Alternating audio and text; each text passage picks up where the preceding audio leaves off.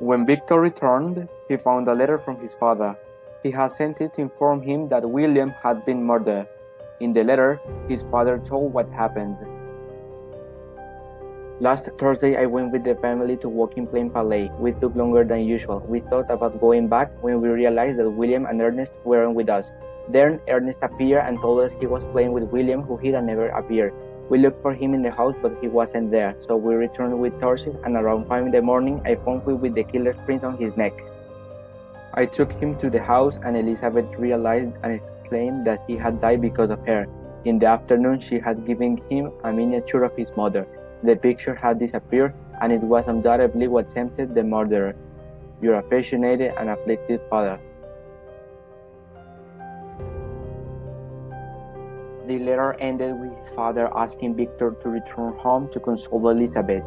Victor decided to go immediately to Geneva. The trip was set. At the beginning, Victor was impatient, but then he is liking his progress.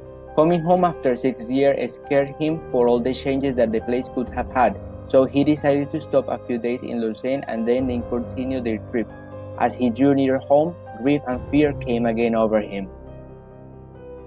When they arrived in Geneva, they found the city gates closed, so they were forced to spend the night in a small nearby town called Secheron. Victor decided to go to the place where William had been killed. He observed a storm approaching the mountains. While the fury of the storm was passing, the lightning flash revealed an object in front of him. His enormous stature and the deformity of his appearance let him know that it was the monster he had given life to, and that this thing was the murderer of William. Then the monster escaped. Victor couldn't tell anyone that the monster had killed William because no one was going to believe him, and even if they believed him, nobody would be able to catch the monster. Victor arrived around 5 in the morning at his father's house. Later, Ernest greeted him and told him that Justin Moritz had been accused of William's murder since the miniature that Elizabeth had lent him was found on her dress. Then Elizabeth arrived. She was very sad because she knew that Justin was innocent.